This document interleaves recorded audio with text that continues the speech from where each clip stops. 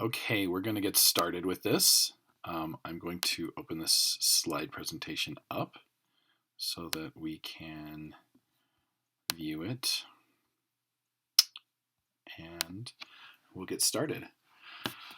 I am Sheldon Cheshire, and I am a Gallup certified strengths coach. And so I'm going to talk a little bit today about strengths. This is the first section of 4 that we're going to talk, that I'm going to do this in. And each section will be right around 10 minutes. A couple of them may be a little bit more or less than that.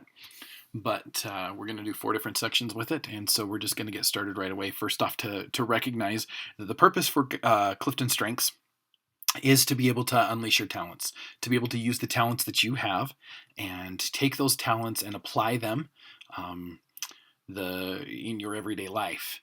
You can see on there, those are my top 5: woo, communication, strategic, positivity, and belief. And I may be able to talk a little bit about that further. I should put in here, my email is scheshire, so my first initial and last name at weber.edu. If you have any questions, feel free to send me an email and ask me any questions, and I can answer those. I will also have that at the end of all 4 presentations, at the end of each of the presentations, except for this one because I didn't add it in, but I will add it in before the next one.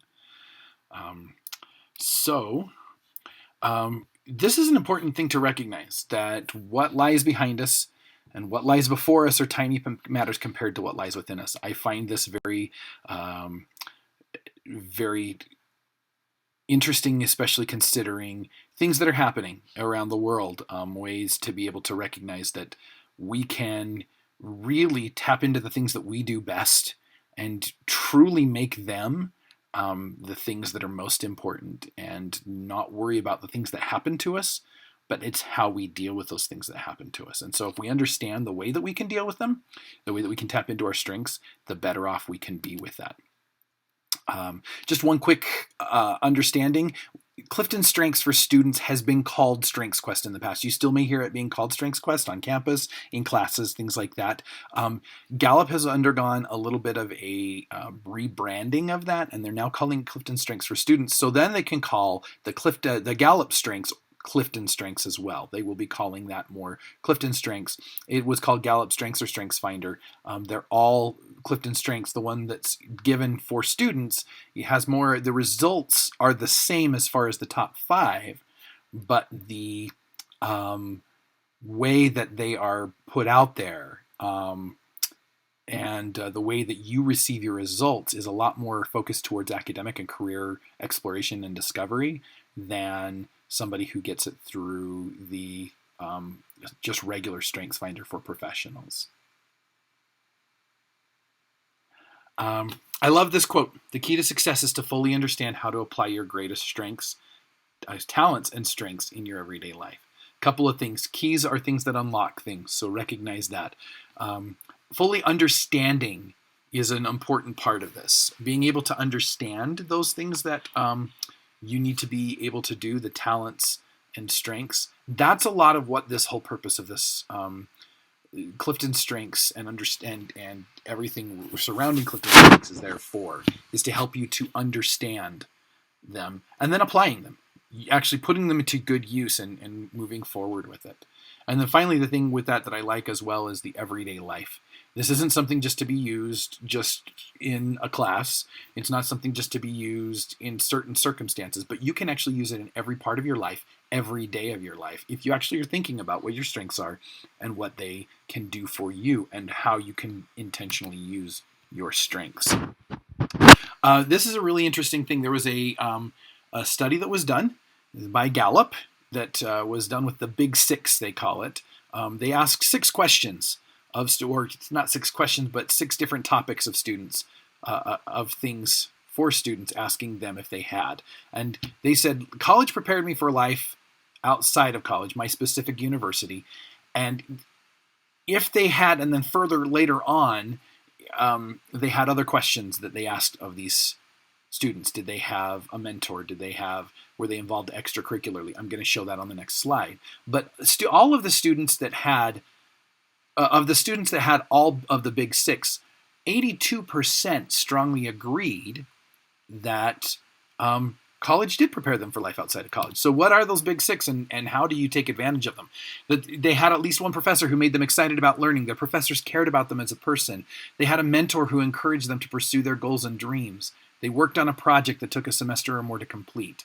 They had an internship or job that allowed them to apply what they were learning in the classroom. And they were extremely active, not just kind of partially, not just I signed up for it and I haven't heard anything from that group again. It's extremely active in extracurricular activities and organizations while attending college. That's important because these are the things that help you to better tap into your strengths. And I want you to think about that. It's one of the reflection questions at the end of this segment. And that is, what kind of big six do you currently have? How can you more purposefully get those big six, the ones that you don't have? And the last thing that is very important to understand is, what do the big six have to do with talent and strength? And I want you to be thinking about that so that you can kind of answer that on your own.